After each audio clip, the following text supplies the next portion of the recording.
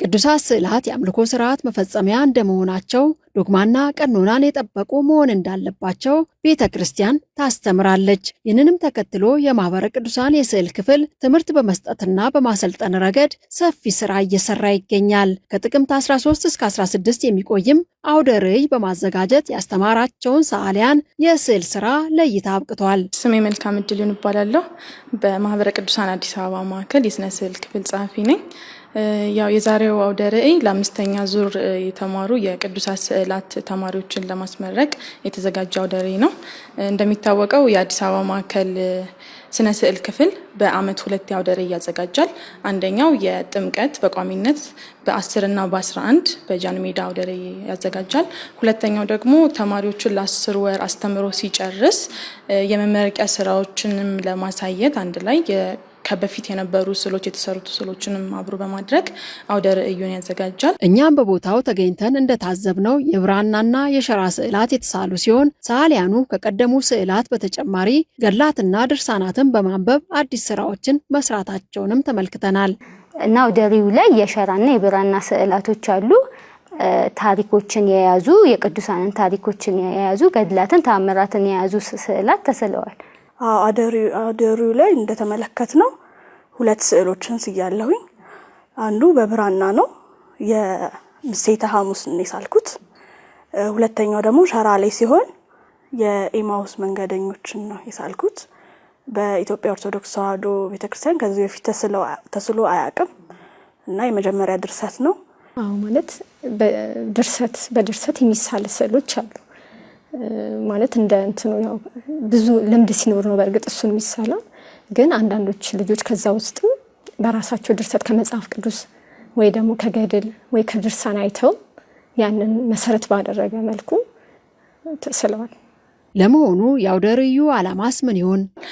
ዋናው የአውደ ርዕዩ ዓላማ ያው ለምእመናኑ ስለ ኢትዮጵያ ኦርቶዶክስ ተዋሕዶ ቤተክርስቲያን ትውፊትን የጠበቀ ቅዱስ ስዕል ምንድነው የሚለውን ግንዛቤ ለመስጠት እንዲሁም ደግሞ ተመራቂ ተማሪዎችን ለማበረታታትና በቀጣይም ይህንን ትውፊት የጠበቀ ስዕል በመስራት እንዲያገለግሉ አደራ ለማለት ነው የሚዘጋጀው። ከመጀመሪያው የክርስቲያኖች ብንነሳ በዓላውያን ዘመን ነገስታትና መኳንንት በሚያስቸግሯቸው ጊዜ ወንጌልን ይሰብኩበት ነበረ፣ በስዕል በመጠቀም ማለት ነው። በአሁኑ በአምስተኛ ዙር ላይ የሚመረቁ ተማሪዎች አጠቃላይ 54 ናቸው። ከ54ቱ ውስጥ 28ቱ ሴቶች ናቸው፣ 26ቱ ደግሞ ወንዶች ናቸው ማለት ነው። ቅዱሳት ስዕላትን በዘፈቀደ እንዳይስሉና የቤተክርስቲያኒቱን ትውፊት ከመጠበቅ ረገድ መሰል የትምህርት መርሃ ግብራት የሚበረታቱ ናቸው። ሰዓሊያኑም ከዚህ አንጻር ሰፊ ግንዛቤ እንዳገኙ ይገልጣሉ። በጣም ሰፊ እውቀት ነው ያገኘሁት። አንደኛ ቅዱሳን ስዕላትን ስንስል የስዕል ችሎታ ብቻ ሳይሆን መንፈሳዊ ህይወቱ በጣም አስፈላጊ እንደሆነ፣ ከምስጢራት መካፈል እንዳለብን፣ በንስሐ ህይወት መመላለስ እንዳለብን በጣም በዋነኝነት ያስኩት እሱ ነው። ሲቀጥል ደግሞ ኢትዮጵያዊ ትውፊት አሳሳል ዘይቤያችንን እንዴት ከትውልድ ትውልድ ማስተላለፍ እንዳለብን በደንብ ነው የተማርነው። አሪፍ ነበረ። ምክንያቱም ስለ ቅዱሳን ስዕላት ስንማር እንዴት መሳል እንዳለብን ብቻ አይደለም የምንማረው። ቅዱሳን ስዕላት እንዴት ይሳላሉ፣ ሰዓሊው ምን መምሰል ይኖርባታል፣ ምን አይነት ስርዓቶች መከተል አለብን የሚለውን ከጽሁፍ ትምህርቱ እስከ ንድፈ ሐሳቡ ነበር እንማር የነበረው ማለት ነው። እና በነበረን ቆይታ አሪፍ ነበረ ትምህርቱ። ስለ ቅዱሳን ስዕላት አውቀን ነበር እንገባ የነበረው እና ለጥያቄዎቻችን መልስ እያገኘን እያወቀን እየገባን ስለነበረ በማህበረ ቅዱሳን የቅዱሳን ስዕላት ትምህርት ላይ የነበረን ቆይታ አሪፍ ነበረ። የስዕል ዝንባሌ ያላቸውና በማዕከሉ መማር የሚፈልጉ ሰዓሊያንስ የሚጠበቅባቸው ቅድመ ዝግጅት ምን ይመስላል? ያው በዋናነት ዋነኛው መስፈርት የሚሆነው የኢትዮጵያ ኦርቶዶክስ ተዋሕዶ ቤተክርስቲያን አማኝ መሆን አለባቸው።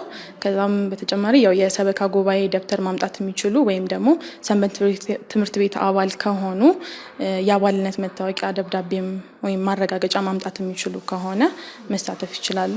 ከዛ በዘለለ ያለው መስፈርት ያው ስዕል የሚችሉ መሆን አለባቸው።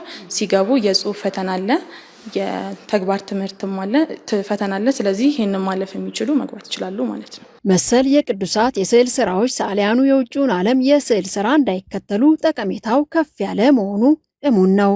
በመሆኑም 5 ኪሎ በሚገኘው የማህበሩ ህንፃ በመምጣት የስዕል ስራዎቻቸውን እንድታዩ ጥሪ አቅርበዋል። አውደ ርዕያችን ከጥቅምት 13 ሐሙስ 10 ሰዓት ጀምሮ እስከ እሁድ ጥቅምት 16 ድረስ ይቀጥላል። መጣችሁ እንድታዩልን እንጋብዛለን።